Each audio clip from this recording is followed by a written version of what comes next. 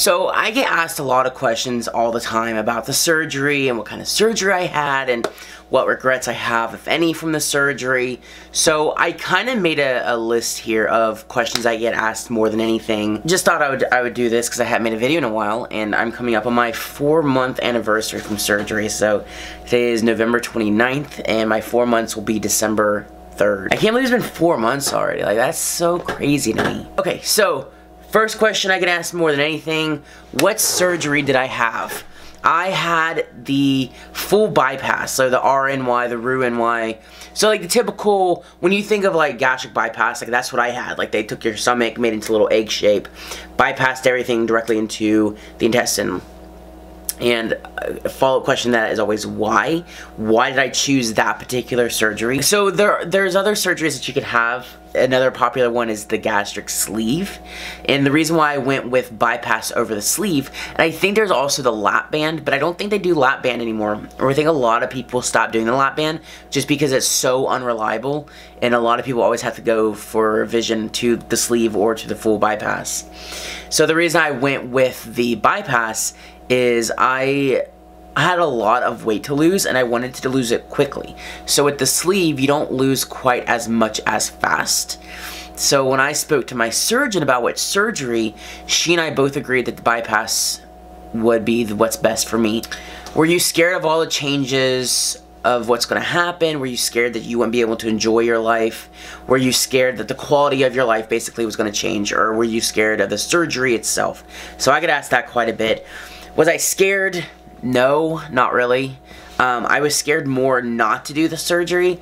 I think the surgery itself scared me, like actually having to go under the knife, go under anesthesia.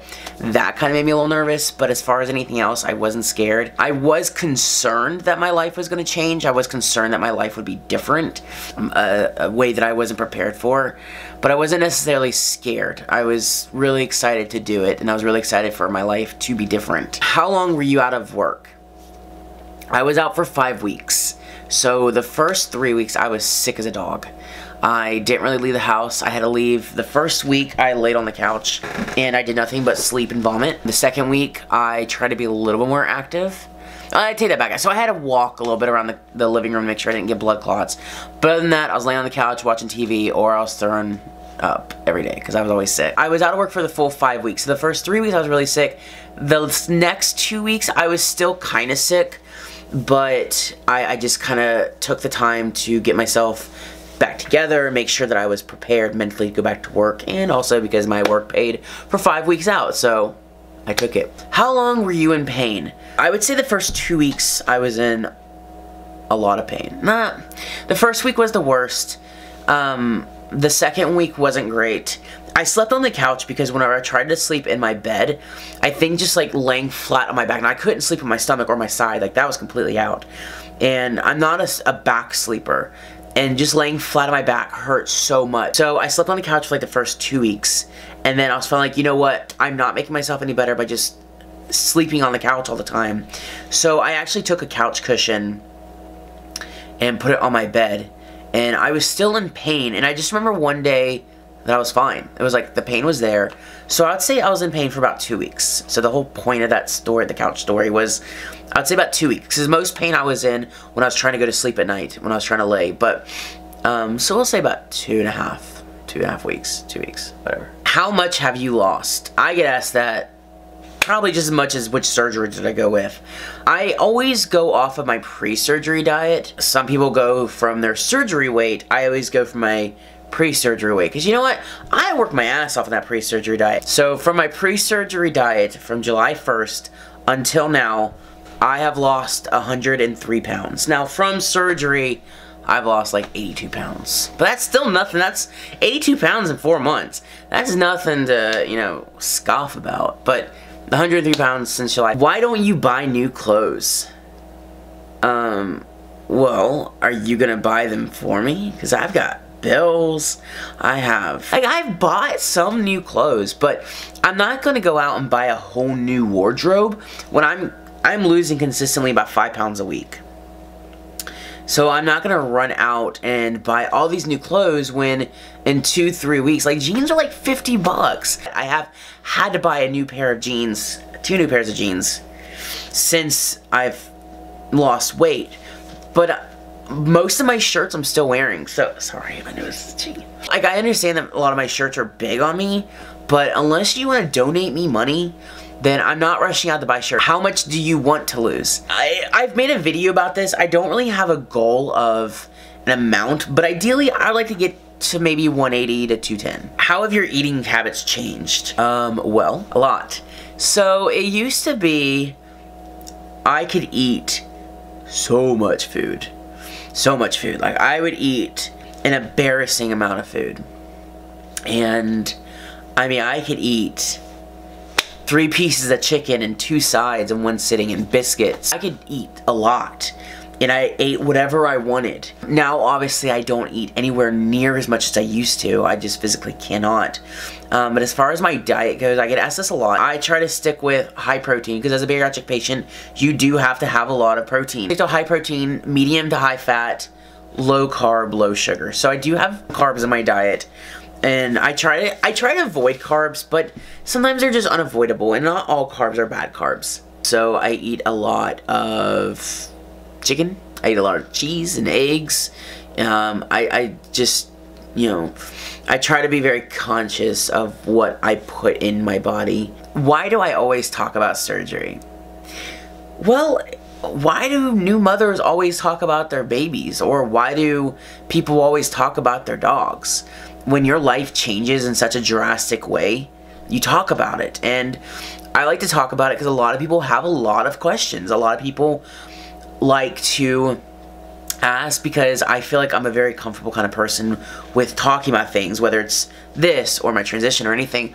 I feel like I open up a comfort level for some people to feel okay to ask, and I like that, because I know for me there are certain questions that I don't want to ask because I don't want to look stupid. So I try to keep that platform open for people because I don't want them to feel stupid for asking questions. So I talk about it all the time because people are curious. And it's a huge life-changing thing for me. So, of course, I talk about it. How different is your life now? Not really. I mean, I think more about food, but it's no different than when I was dieting before. So yes, my life is not that much different now.